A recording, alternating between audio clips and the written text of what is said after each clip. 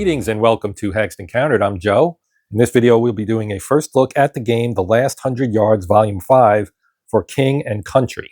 Now, if you've watched the channel in the past, you are probably aware that I do very much enjoy the Last 100 Yards series from Mike Denson. This is published by GMT. This is the latest entry, as I just mentioned, Volume 5. I do have all 4 previous volumes, and I'm looking forward to this one, which brings the Commonwealth forces into the game, largely British and Canadian, I believe. So let's take a look here at the back of the box and get a little bit more detail on what's in here. So it says, The Last 100 Yards introduces innovative systems intended to model small unit behavior in combat during World War II. The game is purposely designed to deliver a brisk yet intensive gaming experience that forces many decisions upon you as you take command of a British infantry company on the Western Front in World War II. This is the 5th game in the Last 100 Yards series. It covers major campaigns and missions from the second half of the war in the West, introducing the British Army to the LHY series. The set of missions simulate British actions from the June 1944 fighting in Normandy to British airborne engagements in September of 1944 during Operation Market Garden. All major British armor from mid-1944 onward are covered. Okay, so then it goes on to talk about the British 1st Airborne, the Red Devils, and their parachute and glider drops in North Africa and Crete, as well as down here it does mention that the Canadian 3rd Infantry Division is in here as well. You will take the experience gained from Airborne over Europe, which was the 2nd volume, and extend it to these British elite forces for airborne missions into Arnhem and behind the German lines at the Caen Canal in the dark hours before D-Day. Okay, so yeah, you're going to have the Canadian 3rd Infantry Division and the British 1st Airborne, it looks like. So this is a complexity level of 6. It is not a real simple game, but it's not overly complicated, and it does, the system works really well, in my opinion. It's just an excellent tactical system. It is a little crunchier than some others, but I think the complexity is worth it because it enhances realism. And this is all just, of course, my take based on my play of the previous 4 entries. Solitaire suitability is a 6. There are some things in this series that aren't particularly solitaire friendly, hidden units and things like that. But in general, it is eminently soloable. So that is good. As I mentioned, this is designed by Mike Denson. Game development was done by Mark Buteau. Liz Stefanoff does the map art and design. Then you've got counter art from Charles Kibler, Rick Reinisch, and Darius Borbachevsky. And art director Justin Martinez, and the production coordinator was Kai Jensen. All right, as I mentioned, this is from GMT, just came out this year. 14 and up, 1 or 2 players, 2+ hours playtime. Now let's take a look inside the box. One thing I did not mention, and it's here on the back actually, is that it's not a complete game, and you do need to have volumes 1 and 2 to play all the missions in here. So just like 4, which was the Russian front, this one requires basically, I think, mostly the Germans from the first couple volumes. Volume 3 was in the Pacific, so that probably would be considered a core volume as well for further expansions for Pacific stuff, should they do any. But for this one, you will need 1 and 2. So now let's open the box here. Okay, so 4 D10s. Yeah, 4. I did count that correctly. Baggies. Then we got version 4 of the series rules. And we'll take a look at that really quick. Now, let me zoom in a bit. Okay, and we'll open this up. Now, this is, as I mentioned, not a overly simple game. It's also not overly complicated, so it is manageable. We have our table of contents here and our game abbreviations here. Right, then your introduction. So It does say here that there is unfortunately little historical narrative available today regarding the thousands of small unit actions that occurred during World War II, except for the memories of those who were there. The last 100 yards, or LHY, is an attempt to recreate these small engagements. The game introduces new and innovative systems to model small unit behavior in combat. LHY seeks to simulate what it might have been like to command combat units at the platoon or company level. The game is purposely designed to deliver a brisk yet intense experience, one that forces many decisions upon you as a leader in an infantry company in World War II. Okay, so then we go through the rule book here. Here's units. We can take a quick look at this here. So you can see you've got your unit ID in the upper left, anti-tank value and range.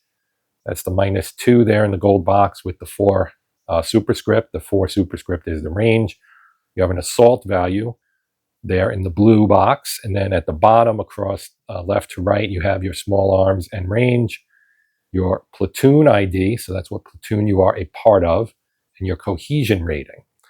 Now on armor units, which is the second one here, we've got, again, the anti-tank value and range. You can see it's a much greater range than we had for our infantry unit.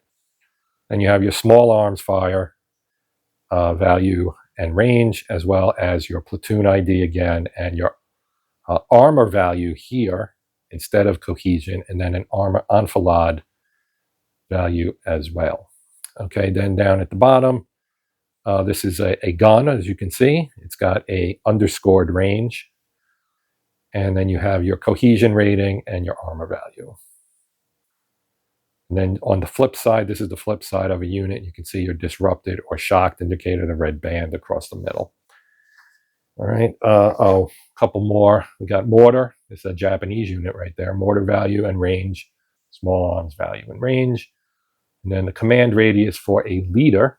Also that is a Russian leader, actually. And you can see you've got unit types, U.S. paratroopers and Marines who are elite, and regular U.S. Army infantry, German Fallschirmjäger or paratroopers, they're elite, German infantry, elite German infantry, Japanese, Russian Guards, elite, Russian infantry, British paratrooper, who's elite, and British infantry. Okay.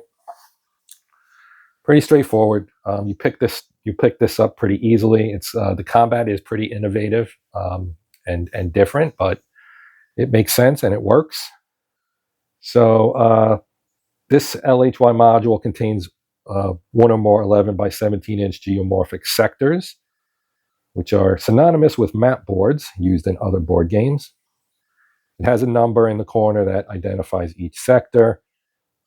They can be divided and folded into 2 subsectors, and so on. It goes into the descriptions of how the maps are used, which is pretty straightforward, so I won't belabor that point. Counter definitions, right? This is what we just saw on the other side. Most of these are fairly self-explanatory. Then you've got your company IDs. So the color of the circle behind the platoon ID defines its company, right? So you've got Allied and Axis. And you have different bands for first company or able company, depending on what army we're talking about. So you've got red, white, blue, yellow, and green, A through E, or A through F rather, or 1 through 5. So able, Baker, Charlie, Easy, or Fox. And then on the Axis side, you've got the company, German and Japanese, 1 through 5. Similar colors, but not completely the same. You got red, black, blue, yellow, and green. So white is replaced with black, basically. And then you've got platoon numbers within there, first, second, or third. The unit ID is the alpha letter for infantry sections. It's located in the upper right corner of most units. And then your command range, only Russian leaders have a command range. This range represents the maximum distance a Russian leader can effectively communicate with its units. Communication in the Russian army, the Soviet Red Army, was a little dicey during World War II. And we've got our game terms and definitions. There's a bunch of these here. Unit stacking. A player may stack in a single hex a maximum of each of the following: 3 squads, 2 machine gun sections, 2 vehicles, 1 towed gun. FPs are, I forget what that is. Um, that is a fortified position. That's what I thought it was, but good to make sure. Then you have any two of the following leaders, light anti-tank weapons, and flamethrower units. Riders and passengers don't, does it say don't or do? Do count. Yep, they do count. Force organization, the platoon is the primary fighting formation in LHY. So you typically have a platoon leader and 3 squads, plus any support units. An armor platoon typically has 4 to 5 AFVs. Russians do not have infantry platoon leaders. We won't talk about the Russians too much because they're not in this one. Support units, your terrain rules, their types here. There's a lot of different, well, I shouldn't say there's a lot. There are various terrain types, as you'd expect. You've got building rules here. You've got hills, different types of buildings, stone, wooden, huts, urban buildings, walls, tree lines, typical European and or Pacific, depending on the game, terrain and buildings, etc. A lot, as you can see. These are roads. Now we're talking about roads here. Then we got rivers, bridges, fords, marshes, beaches, orchards, palm groves, and brush, I should say. Here's our improved positions, roadblocks, gullies, line of sight rules. They're fairly straightforward. You do have blind hexes here. You also have hindrances, such as smoke and things like that. Concealment. So you do have concealed units. How a unit loses its concealment, doing things like firing or things like that. Concealment gain. You can also regain or gain concealment. If you are not in the line of sight of any unit, you can be marked concealed as long as you're not disrupted, regrouping, or heroic. And then we have our sequence of play. Sequence of play is pretty straightforward. You've got your initiative phase where you roll dice, both sides, and the player on the initiative had the initiative previously applies any applicable die roll modifier to the initiative die roll. And each mission has its own DRM for both sides. The player with the higher modified die roll wins the initiative and becomes the active player. The losing player is the non-active player. In cases of ties, the Axis player wins if the modified die roll is odd, while the Allied player wins if it's even. So odd and even, pretty easy. Then you put it on the game track player aid card to reflect the side that won the initiative. We'll see that in a little bit. If neither player has a leader or armored fighting vehicle in play, play proceeds to, I skipped here. Player without a leader or armored fighting vehicle in play at the end of the initiative phase automatically forfeits to the other player, the initiative that is. If neither player has one in play, play proceeds to step 3, fire resolution. So there's no activation phase. The activation phase is phase 2, where you sequentially activate friendly platoons. Only the active player can activate platoons during a platoon activation cycle. Each platoon activation segment is followed by alternating calls for reaction by both players. So you can activate a platoon, take an action. That action can cause a reaction by your opponent. Then your opponent's reaction can also cause a reaction by you, and it can kind of go back and forth like that. It's pretty cool. Once all the activation stuff is done, you get fire resolution. So you'll be marking as you play. You'll be marking where fire is occurring, and there, we'll get into that. There's a little bit of complexity to that, but it makes sense and it works. So after that, you have your assault resolution phase, and then mortar fire adjustment phase. You determine the time lapse. That's another innovative thing in this game is time. Depending on what takes place, you have, you actually roll a die, and it determines how long the time lapse is on the time track. And then you do cleanup. So, and then it goes into each step. Here's your activation phase. So you have, you select a company, and any company that has an heroic units must be selected first. Then you have your activation cycle. So there's a platoon activation segment. You activate a single platoon or 2 platoons if coordination was achieved for that. So you can attempt to have coordination where you can activate more than 1 platoon. Once the active player completes conducting actions with units of the activated platoon, they make a call for reaction from the non-active player. And that's basically, then you have the non-active player reaction segment, then you have an active player reaction segment, then the marker adjustment segment. We would remove any motion markers for vehicles and moved and fired markers. Then you repeat steps 1 through 4, and then once all the active player companies have been selected and all platoons have been activated, the activation phase ends. Play then proceeds to the fire resolution phase. So this goes more into the activation here. Then you've got reaction, and then your types of actions. So you have mandatory actions as well. The active player must conduct an action with units of an activated platoon when those units are heroic or shocked or disrupted or regrouping and in line of sight of an enemy unit, or it's a vehicle in motion or a vehicle or towed gun in range and line of sight of an unconcealed enemy unit capable of conducting anti-tank fire. Then you have non-active player units that must take an action in reaction if they are disrupted or regrouping and in line of sight of a unit. So basically, if you're in danger of the enemy attacking you, you must do something. That's really what it kind of boils down to. Yeah, basically the same. It's basically the same between these two without the vehicle part in here.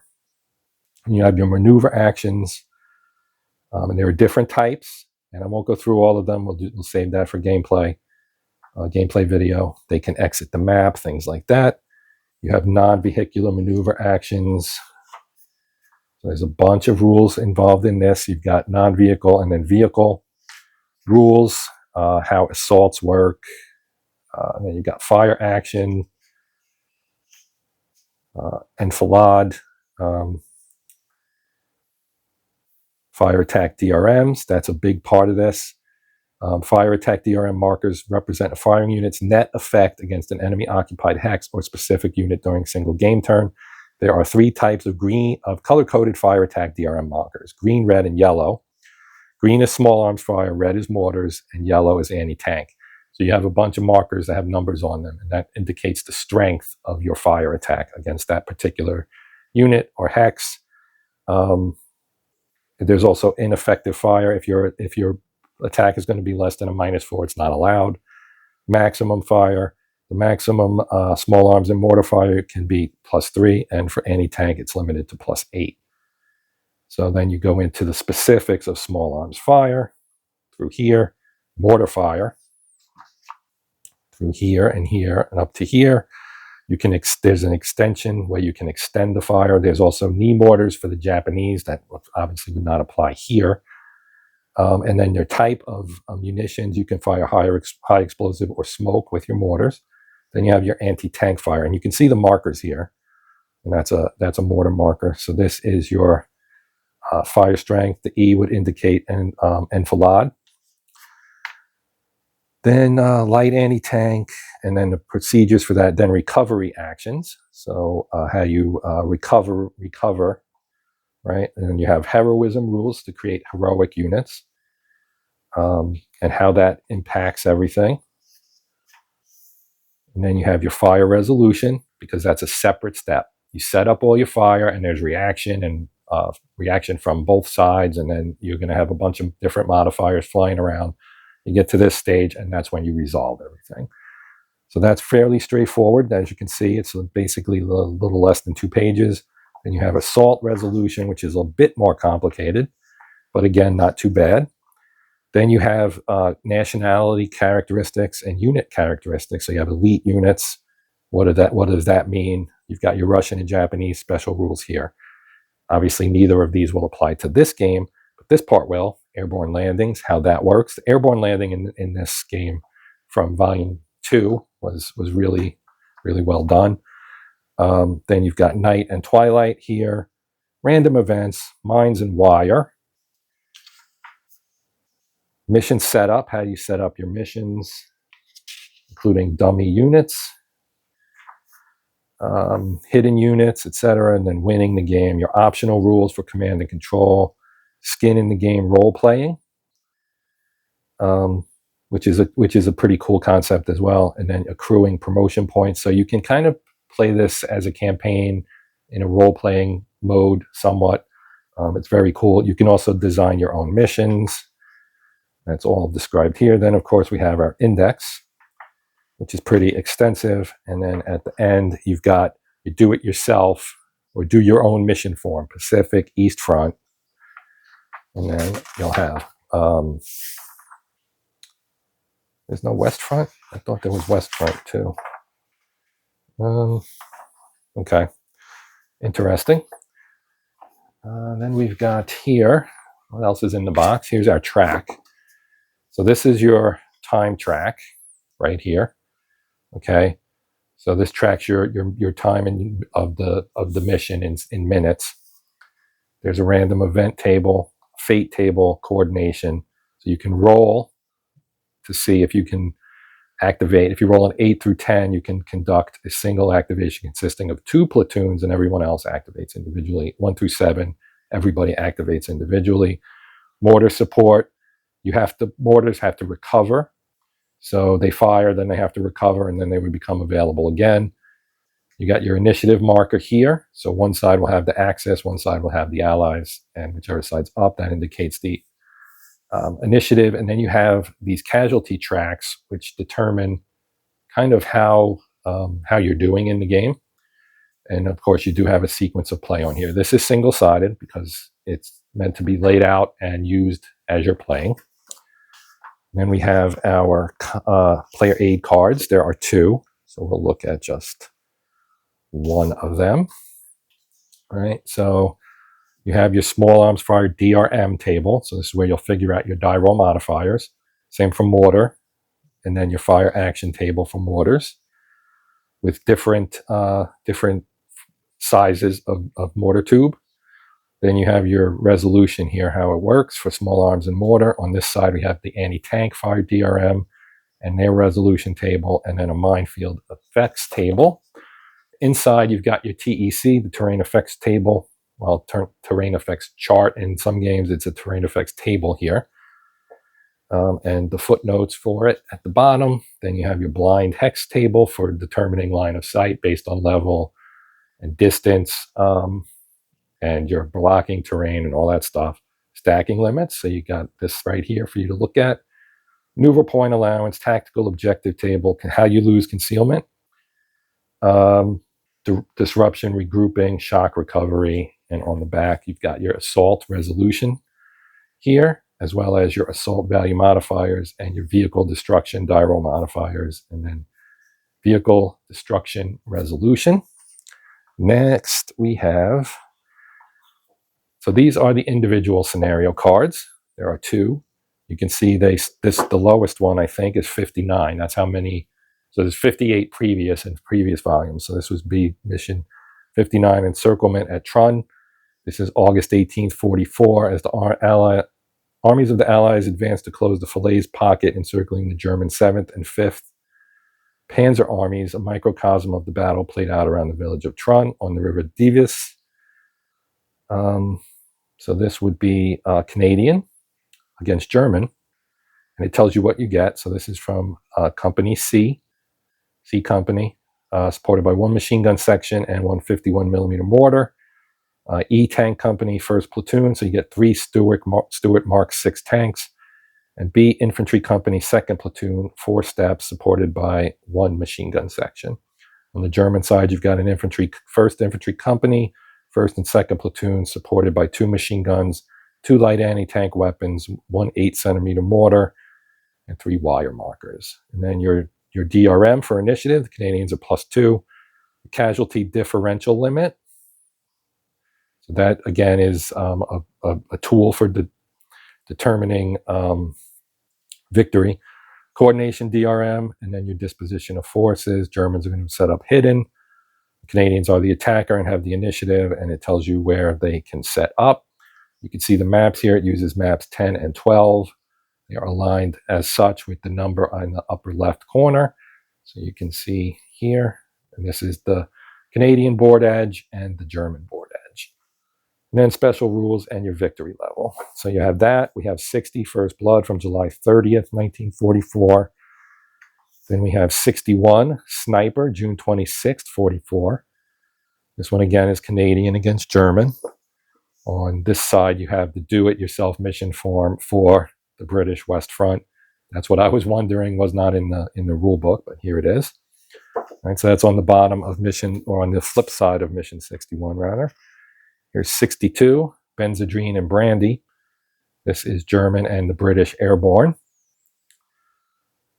And takes place during Market Garden, September 25th of 44. This was towards the end of that battle. End of that operation, I guess I should say. King's Own. This is also British Airborne, also Market Garden. This was September 18th, so a week earlier than the previous one. Then we have Night of the Panthers. This has probably got some tanks in it. Yep, right there. One command tank, Panzer V, which is the Panther, of course. Okay, so this one's got a long description, a lot of disposition information and mission special rules. So this is a fairly complicated one. And you got map 47 and map 3. And then you have a single mapper here for mission 65, Private Hall and 12th Para Hold the Line from June 7th. So this is Normandy, day after D-Day. And it's British Airborne against the Germans. And this is a pretty cool map, map 36. And that was mission 65. We got 66, Ham and Jam, on June 6th, so on D-Day. Map 17, 37, and 38. Flip side continues. So this is a single card, but this is a big one. It's 3 maps with some water. So that's interesting. This is pretty cool. This is Pegasus Bridge. So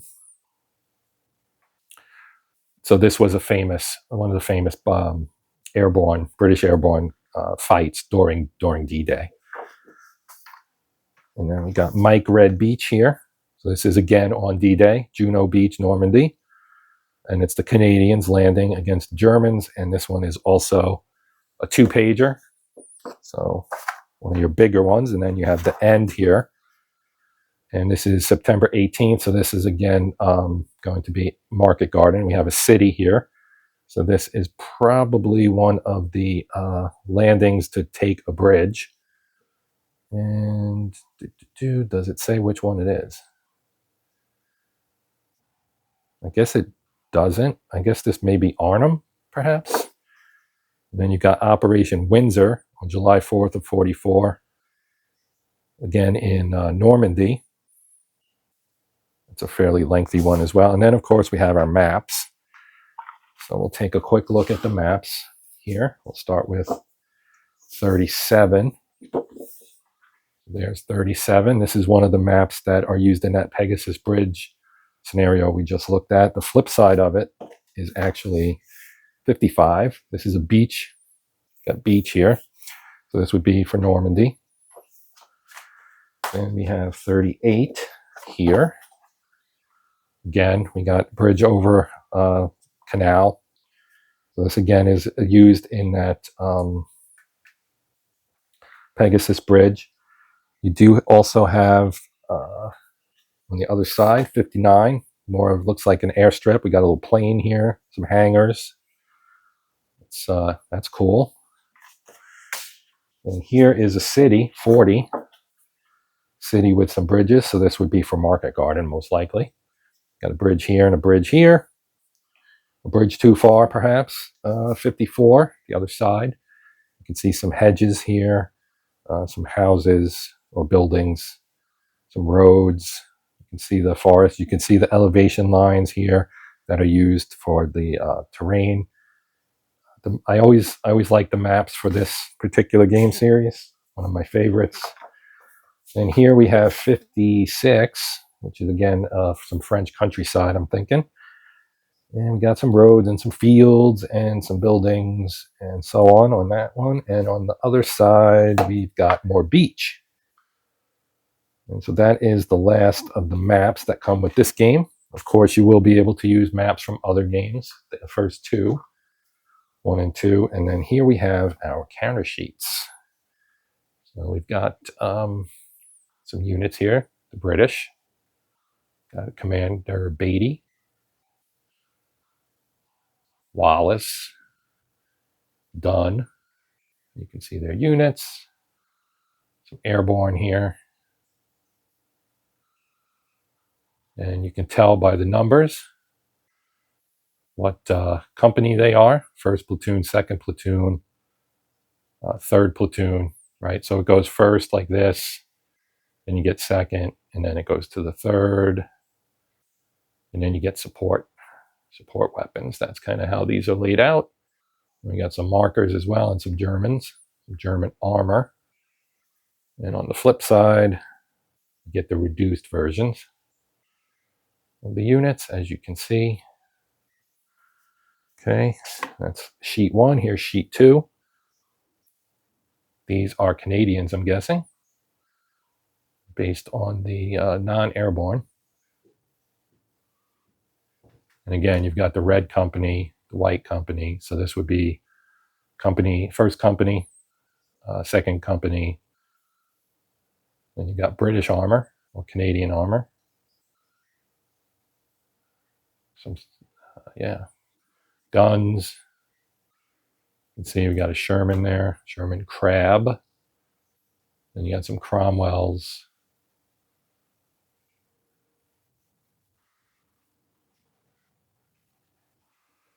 All right, lots of armor. And you can see there are very few German units here. Not none, but very few. And again, we've got more here. And some of the markers, control markers, fire actions, assault, overwatch, casualty markers. Control, again, assault, smoke, octon minen, the mine markers, heroic unit markers, your initiative marker here, which is bigger. And then some German fortified positions here, enveloped markers, etc. And then on the flip side, you've got the German initiative side, plus some German stuff, and then the flip side of some of those other, these are mines, of course, as you can see, assault markers, etc. Maneuver, action, recover, and so on. So that does it for our first look at, Volume 5 in the Last 100 Yards for King and Country is the title. This is from GMT Games and designer Mike Denson. Mike Denson. And we will be doing a playthrough of this in the not too distant future, as you might expect. So I'll be looking for that. That will come up fairly soon, I hope. I do have a lot that I want to get done, but I will do my best to get on that as soon as possible. That does it for this one. If you have questions or comments, etc., you know where to put them in the old comment section. But we're done here. I'm Joe. This is Hexed Encountered, and until next time, as always, happy gaming.